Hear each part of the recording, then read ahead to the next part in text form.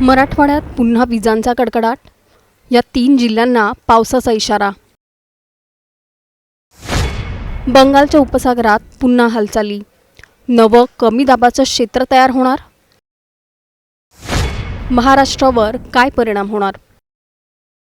गणेशोत्सवाला आता अवघे काही दिवस बाकी असताना महाराष्ट्राच्या हवामानाने पुन्हा एकदा आपला रंग बदलायला सुरुवात केली आहे.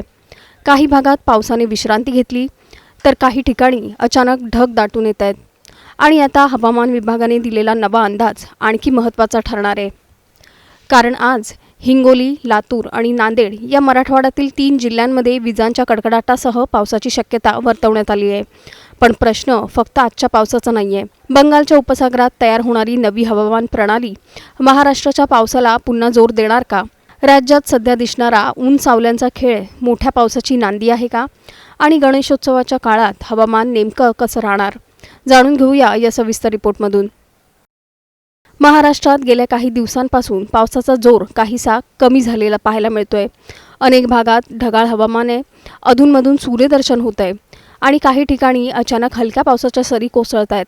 त्यामुळे राज्यात सध्या अक्षरशः ऊन सावल्यांचा खेळ सुरू आहे. मात्र हा पाऊस पूर्णपणे गायब झालेला नाही. भारतीय हवामान विभागाच्या ताज्या अंदाजानुसार आज मराठवाड्यातील हिंगोली, लातूर, नांदेड या जिल्ह्यांमध्ये तुरळक ठिकाणी विजांच्या कडकडाटासह पाऊस पडण्याची शक्यता आहे. म्हणजेच या जिल्ह्यांमध्ये काही ठिकाणी अचानक ढगांची गर्दी होऊ शकते आणि त्यानंतर विजांच्या कडकडाटासह पावसाच्या सरी कोसळू शकतात. त्यामुळे नागरिकांनी विशेषतः उघड्यावर असताना काळजी घेण्याचं आवाहन करण्यात आलं आहे. पण मराठवाड्यापुरताच हा हवामानाचा खेळ मर्यादित नाही. कोकणात पावसाची शक्यता तुलनेने अधिक आहे. दक्षिण कोकण आणि गोवा परिसरात अनेक ठिकाणी हलक्या ते मध्यम स्वरूपाच्या पावसाचा अंदाज आहे. उत्तर कोकणातही अनेक ठिकाणी पावसाच्या सरी पाहायला मिळू शकतात. दक्षिण मध्य महाराष्ट्रात काही ठिकाणी हलका पाऊस होण्याची शक्यता आहे, तर उत्तर मध्य महाराष्ट्र आणि मराठवाड्यात तुरळक ठिकाणी पावसाच्या सरी पडू शकतात. त्यामुळे एकीकडे राज्यातील काही भागात पावसाने उघडीप घेतल्याचं चित्र असलं तरी दुसरीकडे काही जिल्ह्यांमध्ये पावसाच्या सरी कायम आहेत. आता सर्वांचं लक्ष लागलंय ते बंगालच्या उपसागराकडे. कारण पश्चिम बंगाल आणि ओडिशाच्या किनारपट्टीजवळ सध्या चक्राकार वाऱ्यांची स्थिती निर्माण झाली आहे. समुद्रसपाटीपासून सुमारे 3.1 ते 5.8 किलोमीटर उंचीच्या परिसरात ही स्थिती दिसून येते. याच हवामान प्रणालीमुळे बंगालच्या उपसागरात नवीन कमी दाबाचं क्षेत्र तयार होण्याची शक्यता वर्तवण्यात आली आहे. आणि हे कमी दाबाचं क्षेत्र तयार झालं तर त्याची पुढची दिशा आणि ताकद महाराष्ट्रासाठी महत्त्वाची ठरू शकते. याशिवाय आग्नेय उत्तर प्रदेशातही कमी दाबाचं क्षेत्र सक्रिय आहे. त्याच्या आसपासही वरच्या वातावरणात चक्राकार वाऱ्यांची स्थिती आहे. म्हणूनच सध्या देशाच्या वेगवेगळ्या भागात तयार होत असलेल्या या हवामान प्रणालींवर हवामान विभागाचं लक्ष आहे. दरम्यान महाराष्ट्रावरही मान्सूनचा प्रभाव कायम आहे. मान्सूनचा आज सध्या पंजाबमधील अमृतसरपासून अंबाला, मुझफ्फरनगर, कमी दाबाच्या क्षेत्राचं केंद्र रांची, दिघा आणि त्यानंतर ईशान्य बंगालच्या उपसागरापर्यंत पसरलेलं आहे. यासोबतच कोकण आणि लगतच्या अरबी समुद्राच्या परिसरातही समुद्रसपाटीपासून सुमारे 5.8 किलोमीटर उंचीवर चक्राकार वाऱ्यांची स्थिती आहे. या सगळ्या घडामोडी पाहता महाराष्ट्रात सध्या पावसाचं चित्र एकसारखं राहणार नसल्याचं दिसतंय. कुठे पावसाच्या सरी, कुठे ढगाळ वातावरण, तर कुठे पूर्ण उघडीप असं चित्र राज्यात पाहायला मिळतंय. मात्र सध्याच्या अंदाजानुसार आज संपूर्ण राज्यात मुसळधार पावसाचा एकसारखा इशारा नाही. मराठवाड्यातील काही जिल्ह्यांमध्ये विजांसह पावसाची शक्यता आणि कोकणात अनेक ठिकाणी पावसाच्या सरी असं सध्याचं चित्र आहे. महाराष्ट्रात सध्या पावसाने थोडी विश्रांती घेतल्याचं दिसतंय, पण हवामानाच्या पडद्यामागे हालचाली मात्र सुरूच आहेत. मराठवाड्यात आज विजांसह पावसाचा इशारा आहे. कोकणात पावसाच्या सरींची शक्यता आहे आणि दुसरीकडे बंगालच्या उपसागरात नवीन कमी दाबाचं क्षेत्र तयार होण्याचे संकेत मिळत आहेत. मग हा फक्त हवामानातील तात्पुरता बदल आहे की गणेशोत्सवाच्या आधी महाराष्ट्रात पुन्हा पावसाचा जोर वाढण्याचे संकेत आहेत? बंगालच्या उपसागरात तयार होणाऱ्या नव्या हवामान प्रणालीची दिशा महाराष्ट्रासाठी किती महत्त्वाची ठरणार? आणि पुढचे काही दिवस राज्यात पुन्हा पावसाची बॅटिंग होणार की ऊन सावल्यांचा खेळ असाच सुरू राहणार? याचं उत्तर आता पुढच्या हवामान अपडेटमध्येच स्पष्ट होणार आहे. Bureau report, times now Marathi.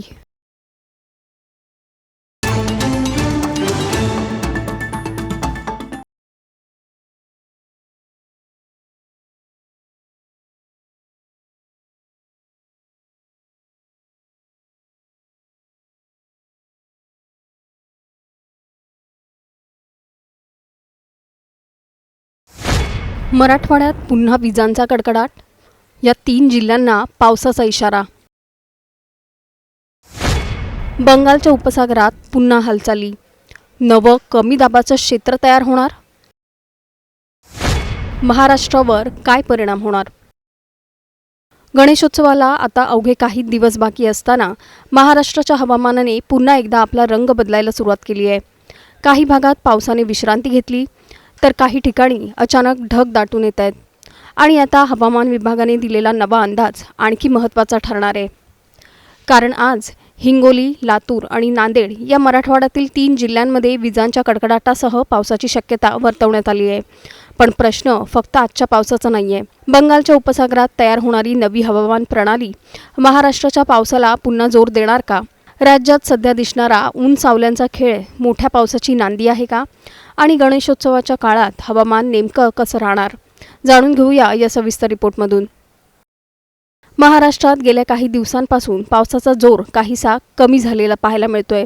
अनेक भागात ढगाळ हवामान आहे, अधूनमधून सूर्यदर्शन होत आहे आणि काही ठिकाणी अचानक हलक्या पावसाच्या सरी कोसळत आहेत. त्यामुळे राज्यात सध्या अक्षरशः ऊन सावल्यांचा खेळ सुरू आहे. मात्र हा पाऊस पूर्णपणे गायब झालेला नाही. भारतीय हवामान विभागाच्या ताज्या अंदाजानुसार आज मराठवाड्यातील हिंगोली, लातूर, नांदेड या जिल्ह्यांमध्ये तुरळक ठिकाणी विजांच्या कडकडाटासह पाऊस पडण्याची शक्यता आहे.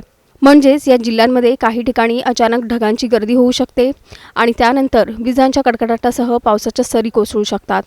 त्यामुळे नागरिकांनी विशेषतः उघड्यावर असताना काळजी घेण्याचं आवाहन करण्यात आलं आहे. पण मराठवाड्यापुरताच हा हवामानाचा खेळ मर्यादित नाही. कोकणात पावसाची शक्यता तुलनेने अधिक आहे. दक्षिण कोकण आणि गोवा परिसरात अनेक ठिकाणी हलक्या ते मध्यम स्वरूपाच्या पावसाचा अंदाज आहे. उत्तर कोकणातही अनेक ठिकाणी पावसाच्या सरी पाहायला मिळू शकतात. दक्षिण मध्य महाराष्ट्रात काही ठिकाणी हलका पाऊस होण्याची शक्यता आहे, तर उत्तर मध्य महाराष्ट्र आणि मराठवाड्यात तुरळक ठिकाणी पावसाच्या सरी पडू शकतात. त्यामुळे एकीकडे राज्यातील काही भागात पावसाने उघडीप घेतल्याचं चित्र असलं तरी दुसरीकडे काही जिल्ह्यांमध्ये पावसाच्या सरी कायम आहेत. आता सर्वांचं लक्ष लागलंय ते बंगालच्या उपसागराकडे. कारण पश्चिम बंगाल आणि ओडिशाच्या किनारपट्टीजवळ सध्या चक्राकार वाऱ्यांची स्थिती निर्माण झाली आहे. समुद्रसपाटीपासून सुमारे 3.1 ते 5.8 किलोमीटर उंचीच्या परिसरात ही स्थिती दिसून येते. याच हवामान प्रणालीमुळे बंगालच्या उपसागरात नवीन कमी दाबाचं क्षेत्र तयार होण्याची शक्यता वर्तवण्यात आली आहे.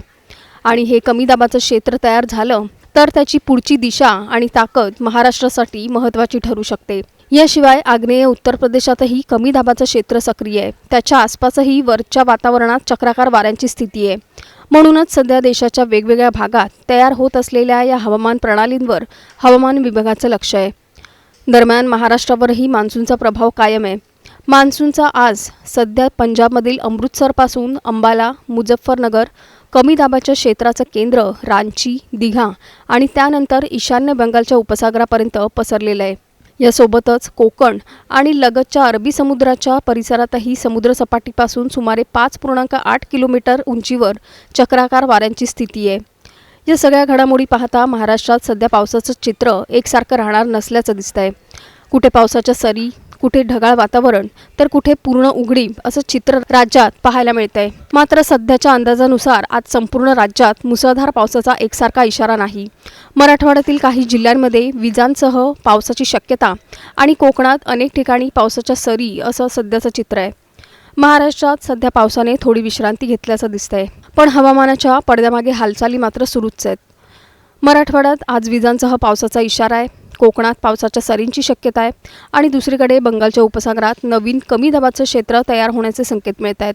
मग हा फक्त हवामानातील तात्पुरता बदल आहे की गणेशोत्सवाच्या आधी महाराष्ट्रात पुन्हा पावसाचा जोर वाढण्याचे संकेत आहेत? बंगालच्या उपसागरात तयार होणाऱ्या नव्या हवामान प्रणालीची दिशा महाराष्ट्रासाठी किती महत्त्वाची ठरणार?